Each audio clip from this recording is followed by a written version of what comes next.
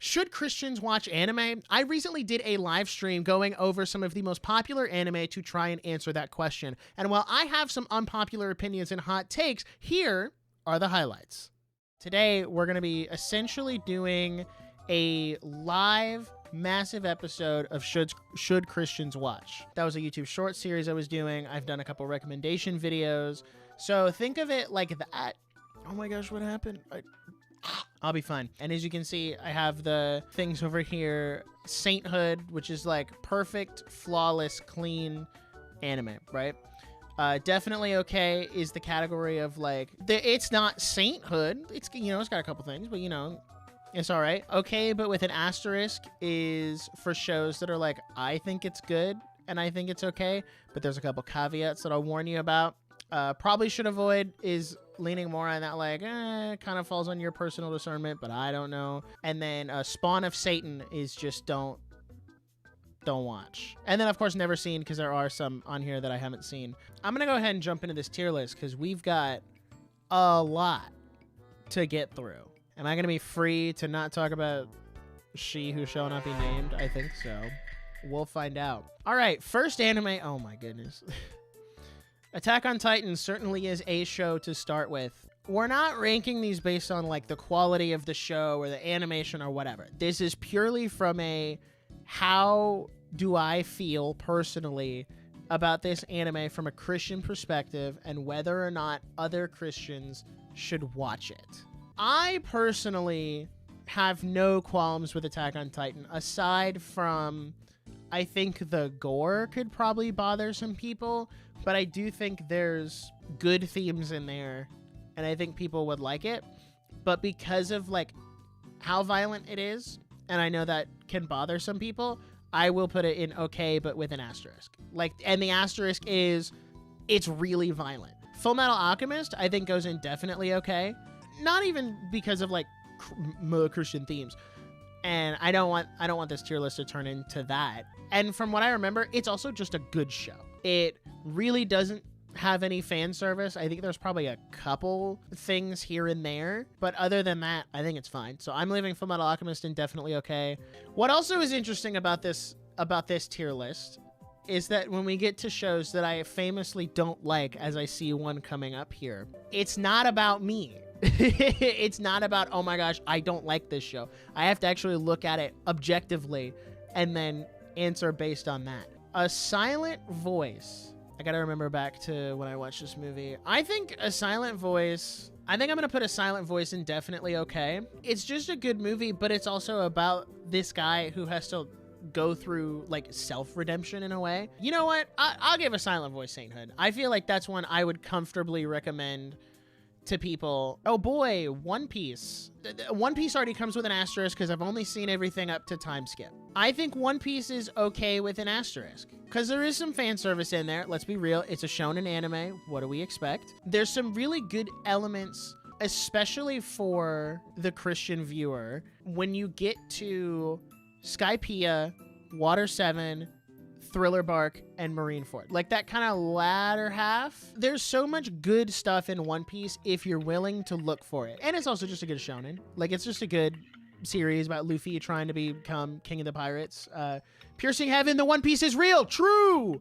Don't make me talk about Your Lie in April, please. Okay, let me look at Your Lie in April objectively. I subjectively don't like this show at all. I really don't. I think I'm gonna put it in, I don't want to put it in is it a definitely okay? Because it really is just about them playing music, and like that's why I don't like it. But I mean, there's nothing that like stands out to me as like that's inherently bad. I don't know. I think Your Lie in April could go in definitely okay. So I'll leave it there for now, tentatively. May change it later. Demon Slayer, Kimetsu no Yaiba. You guys gotta go with me on this one. This might be my most controversial take of the day. I think Demon Slayer is sainthood because Demon Slayer, to me, is one of the most like Christian coded anime. The delineation between the demons and the slayers is a very like, and this is what I went into in the video, the demons feel very much like an allegory for sinful people. They're kind of given this license to do whatever they want, no consequences, no whatever. And then like Tanjiro is a character, And everybody slanders this poor kid. You know, they're like, oh, but Tanjiro gets so emotional when the demons die. And it's like, yeah, because he acknowledges that they were human at one point. But then he never, ever hesitates to kill a demon because of that. I'm going to leave it in sainthood, but it'll definitely be towards the bottom of sainthood because there's other ones that are definitely better. Now, granted, Demon Slayer also has polygamy, but it's never like a focal point of the series, not like some Mushoku Tensei. You have to be able to figure out the descriptive from the prescriptive. That's kind of how I look at anime of like when I encounter things like polygamy and Demon Slayer. Is that descriptive or is that prescriptive? Is it just telling me that this is something that was socially acceptable in a different country in a different time period and that like they're just leaning into the time period? Or is it trying to justify and tell me that this is okay? In Demon Slayer's case, it's definitely more of the descriptive than the prescriptive. Angel Next Door Spoils Me Rotten, I think, is a definitely okay for all my romance enjoyers out there. No Game, No Life, Spawn of Satan. There's not many series I could steer you further clear from, actually. Is No Game No Life ecchi? No. Well, it's not technically. It definitely toes the line. And like the problem is the concept is really cool. The concept of everything being decided by a game, every little decision being decided by a game and what that looks like and how that all figures out for this isekai world. That's a great premise. Very interesting. Too bad they ruined it with incest. Gross. I cannot in good conscience recommend it to any Christian who wants to get into anime. Toradora, yay! Toradora! Don't you guys know? I love Toradora. It's my favorite anime of all time.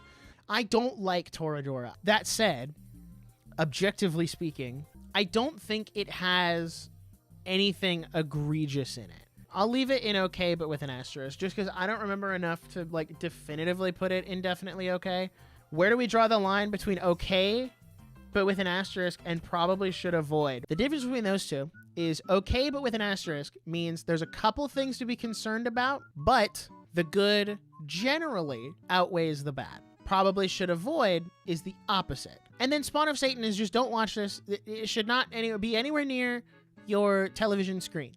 Now, Seven Deadly Sins, where does that land on the grand scale of things? Because here's the thing. It's got a really interesting premise. However, as mentioned in the chat, we do have to say the lolly does bring it down a little bit. Followed by Meliodas in general just kind of being a perv. Followed by the plot not really mattering after season 1. So if out of 4 seasons of a show, all I can recommend you is the first season, I think that goes in Spawn of Satan.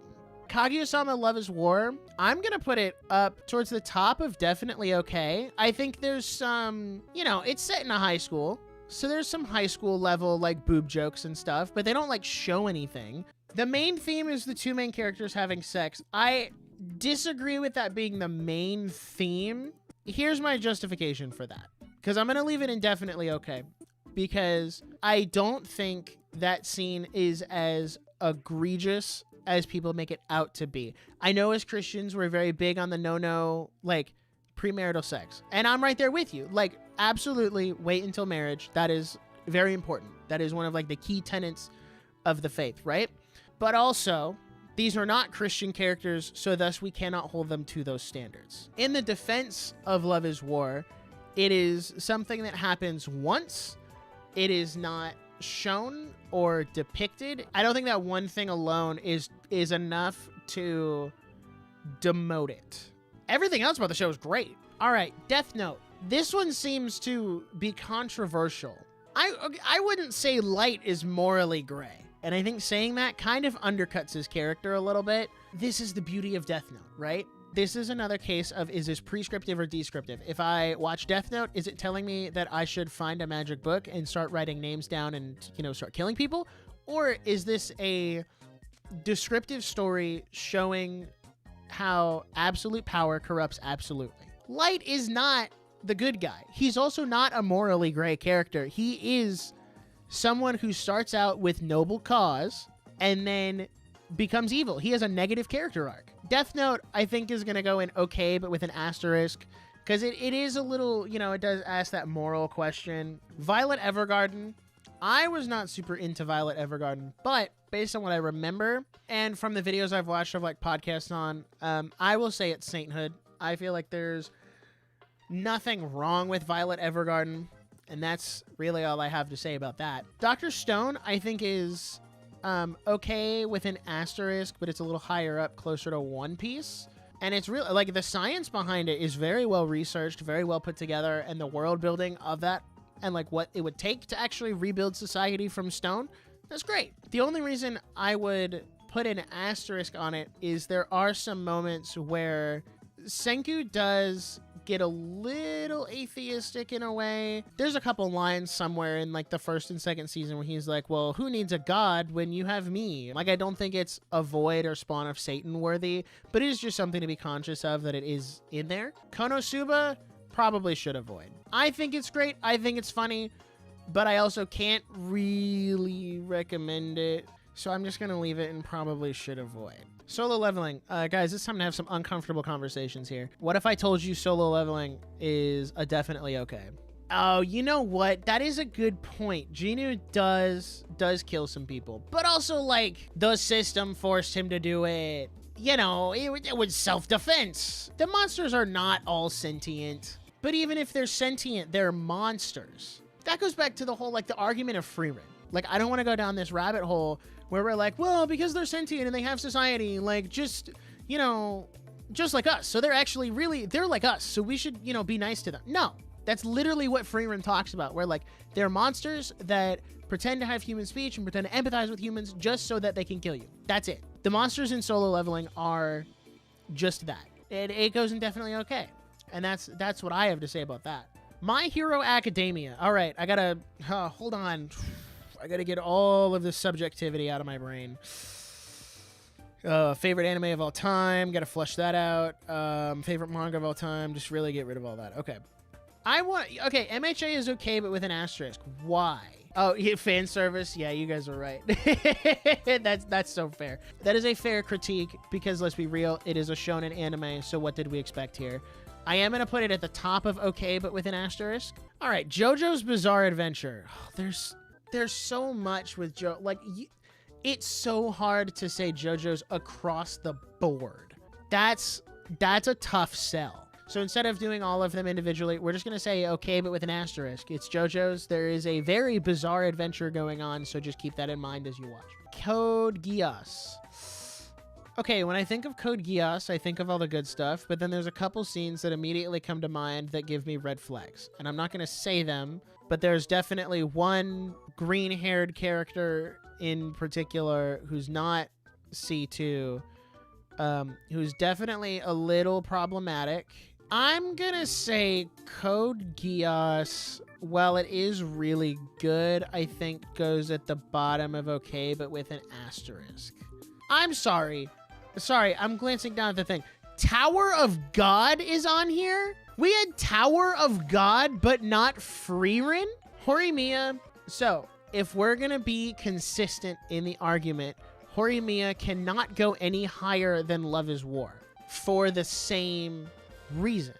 I have always treated Horimiya is kind of like the Bible, and you got to go with me here. Not in terms of like cultural significance or anything other than that, but solely in the fact that half of it is out of order, and it is not chronological, and they did not adapt all of it. I think Horimiya is at the bottom of definitely okay, so that's where I would put it. Neon Genesis Evangelion Spawn of Satan. End of story. No. Evangelion, Spawn of Satan. Listen, I don't care about Evangelion because everybody's like, oh, but don't you understand? There's Christian symbolism in Ava because they put that giant white guy that they call Adam. They put him on a cross. Don't you understand? That's like Christian symbolism. When the angels explode, they're like biblically accurate angels, and you know, like it's really interesting. And you know, like when the angels explode, they turn into a cross and stuff. I don't care. Evangelion, stay as far away from that show as possible. It's depressing. It's nihilistic. The only thing, if I had to pick a redeeming factor, it's that the mechs look cool. Evangelion was a mess. The director was in a deep depression the entire series. Somehow he perfectly envisioned his mentality. Yeah. Some of your best writing, as someone who does creative writing on the side, just, you know, as a fun little hobby, some of your best writing comes from when you are at your lowest. But Evangelion is just too confusing because it doesn't make sense. Like, I'm not opposed to having deep, like, thoughtful narrative. The problem is that Evangelion, it doesn't make sense. It's just a bunch of I'm 14 and this is deep, and it doesn't go anywhere. It's artificial deepness of like, what does it mean to be lonely all the time? And, oh, Shinji is such a lame protagonist. Like, yeah, you know, Evangelion would have been better if Shinji died in like the first 5 episodes and it actually stuck with the consequences of that. That's how you make Evangelion a better show. Kill Shinji and make Asuka the main character. Enough of this, like, you gotta, Shinji, you gotta pilot the robot or people are gonna die. Like, are there consequences for him not piloting the robot? I'm thinking about, like, Asuka loses an eye, but I can't remember if that's in actual Evangelion or in the movies that they redid because they don't know what this guy was on about when he made the show. I can't do Evangelion. Shinji, crank that Soulja Boy. Yeah, that's my only positive experience with the Evangelion franchise. Shinji, crank that Soulja Boy.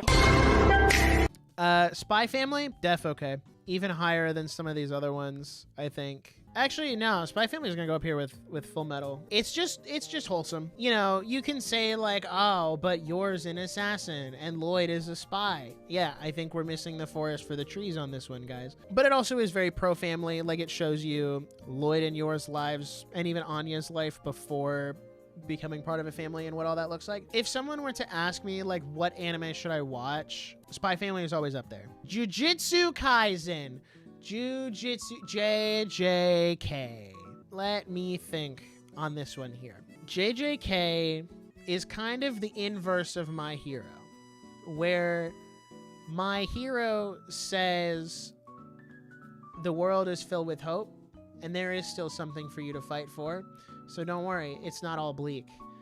Jujutsu Kaisen bends straight in the opposite direction and says there's nothing worth fighting for in life, and actually you're possessed by Satan and you're gonna die. And I'm putting it in probably should avoid just because of the nihilism. And I think Jujutsu Kaisen has good parts. That's the problem. The best stretch of JJK is season 2, the first 5 episodes where it's like all of Gojo's past, and then Jujutsu Kaisen 0. I think whatever Geijay was cooking there between those 2 arcs was great. And then it kind of just all goes out the window. Kill la Kill. Spawn of Satan is just so, it's just so strong, but it's like kind of accurate for this one. I think it goes in top of Spawn of Satan just because you can't separate it from the fan service because that is so baked into the plot. Chainsaw Man.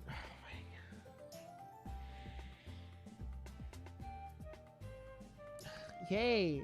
Chainsaw Man is in fact a show that I have watched twice and seen the movie. And I watched it for a video. And then I'm really upset because I never finished the video. And you know what? I'm not upset that I didn't finish the video because the video is going to be overly nihilistic and doomy and bad because that's all Chainsaw Man is. Chainsaw Man is the nihilism of JJK cranked up to like a 15. The couple praises I will give, not JJK, well, I will give Chainsaw Man is it does ask the question of what does it look like when men have nothing of value to strive for? Because Denji, what is his main motivation? Is he wants to go on a date with Makima. He wants to do all this stuff with Makima. And that's not like a real goal. Like, it is a goal, but it's not like when you don't have a goal that has substance or has meaning outside of yourself, what are you actually fighting for? So there's some stuff like that. I think it goes and probably should avoid. I don't think it's Spawn of Satan worthy. Frieren, Sainthood. Thank you for coming to my TED Talk. Frieren is Sainthood for a lot of reasons. And you could go down a lot of different rabbit holes and a lot of different tangents about Frieren. And obviously in the Christian sphere, everyone comes back to the portrayal of demons as these like ontologically evil and how, you know, Frieren gets demons right and all of that stuff. But I think something that goes under neglected and under focused on the value in life and like enjoying the time that you have. And I think having Frieren as a protagonist really helps with that because she's an elf and she lives longer than everyone. So like she's going to see Fern and Stark die. She's going to outlive them just like she outlived Himmel. But it's about understanding and like cherishing the time that you do get to spend with these people. So I think that goes underlooked and overshadowed by the demon stuff. But the demon stuff is a really good part of it. And Frieren's also really good. Mashal Magic and Muscles is one I vouch for on the daily. And I will say it's definitely okay. And I did a kind of a whole video on that as to why Mashal was definitely okay. Kaiju number 8, definitely okay. Maybe even more so than a couple of these other ones. Definitely a really good action show. However, I will say this. I usually don't say this. If you want to engage with Kaiju number 8, you should read the manga instead. Because it's not that the anime is bad. It's just that, well, it's night and day. Gurren Lagann is okay with an asterisk because I think the only thing holding back Gurren Lagann from definitely okay, just because there's a lot of fan service involved there. So I can't justify like putting it higher than some of these other ones that are okay, but their asterisk is fan service. You guys can quote me on this. Gurren Lagann is anti-globalist propaganda, especially in the latter half. Oh, here we go! Here we go! The anime that got me in trouble on Twitter.com because a bunch of gooners didn't like what I had to say about it. Mushoku Tensei, Jobless Reincarnation. Here's the thing. As much as we've talked about today, about shows that have an incredible setup, and then you somehow take that and you fumble the bag. How does that happen? Great question. Only good is the animation. Okay, I disagree with that because with Mushoku, I actually really like the magic system. I think the magic system is incredibly well fleshed out. I think the world building is great, like how the anime went out of its way to dub different languages. So I think there are like really good aspects of it. I don't hate Rudius as a character entirely. Do I think he's a bit of a perv? Yes. I really like his relationship with Sylphie and how that's developed in the second season. It's just a shame that like 10 episodes later they had to just completely ruin all of that with the thought of polygamy. That's all I'm saying. And here's the thing. We're going back to the prescriptive or the descriptive. Is Mushoku Tensei describing that this is something that's okay? Or is it prescribing that this is something you should do? I think this one, it kind of falls a little bit in the middle because, you know, you can make the argument that, well, this isn't, you know, this is a fictional world and like polygamy is okay and blah, blah, blah, blah, blah. If you take the polygamy out of Mushoku Tensei, you end up losing a decent part of the series because you also spend this time following Rudius collecting wives like they're Infinity Stones. And I hate the justification that like Sylphie should just go along with it because she loves Rudius so much that she knew he couldn't contain all of his love. That's such cap. That's such cap. I don't want to hear it. It wouldn't even be a big deal if he didn't spend so much time assuring Sylphie that she was all he needs. He's going to be a better man. He's going to turn a new leaf. And then just doesn't do that. It's not Spawn of Satan, but it is very bottom of probably should avoid. Actually, no, I am putting it in Spawn of... Yeah, no. Actually, no. I am putting it in Spawn of Satan. Weathering with You... Okay, let me think back. Let me run it back in my head real quick, just so I make sure I'm not like falsely putting something in sainthood here. Let me just run it back. Yeah, okay. Okay. I think Weathering with You is sainthood, and maybe I'm a little biased, but I also think it like deals with this concept of responsibility and sacrifice of like, what does sacrifice actually look like? Because like, should Hina actually sacrifice herself as the Weather Maiden, or is that not something she should have to choose because she's a child? Speaking of bored and something to watch, Rent a Girlfriend, Spawn of Satan. Next question. It just makes me so sad that Rent a Girlfriend is going on season 5. Let's stop and think about that for just 1 second. Rent a Girlfriend is going on its 5th season when other romance that are actually good are lucky if they make it to 2. So let's talk about Rent a Girlfriend getting 5 seasons. It's because it's a dumpster fire you can't look away from. And listen, I'm guilty of it too. I've said it and I'll say it again. Rent a Girlfriend is the One Piece of romance. It will go on in perpetuity. We will be long gone and Rent a Girlfriend will still be going. The Rent a Girlfriend is real. Yeah, I can't wait for like Kazuya's one friend in his like dying breath to say that, and then you know the series goes on for another like 600 chapters. Sword Art Online. Let's start a dialogue because we're talking about the anime, right? And I have a caveat here. Sword Art Online, I'm going to put in probably should avoid. Here's why I'm not putting SAO in okay, but with an asterisk. It's not Spawn of Satan. It's not that bad, but it's also not recommendable. Aside from the first like 14, 15 episodes where they're actually in SAO, everything else, absolute abysmal. I don't know how Reki Kawahara managed to get away with this, but he somehow figured out a way so that every season of the anime has some form of sexual assault. Now, granted, it's always villains doing it, but that doesn't make it okay. It doesn't make it necessary to the plot. You don't have to have your super evil businessman lock Asuna in a cage. Like, we've already established that he's a bad guy. I'm with you.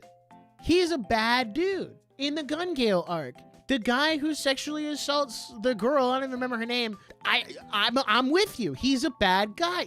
You don't need to show me that. That's the problem with SAO, is like it uses sexual assault, not even in like a way that's meaningful to the plot or opens up some kind of like interesting dialogue about like what is it like for the victims after that. It's just like it happens because it can. And isn't it interesting that we put these women in these situations? Like, I already agree with you that he's a bad guy. You don't need to go to this extreme to somehow justify to me that he's a bad person. If you want to watch Sword Art Online, and it's not on this list, but I would definitely put it in definitely okay, if not borderline sainthood, Sword Art Online Progressive. That is actually really good. It cuts out a majority of the fan service. I think there might be a couple, like, there might be a couple chest shots here and there, but it's nowhere near as egregious as SAO proper. It focuses on Asuna as a character, tightens up the pacing. It's just overall a better story and actually focuses on Sword Art Online. My dress-up darling is going to go in probably should avoid, but I would still recommend it to you before JJK.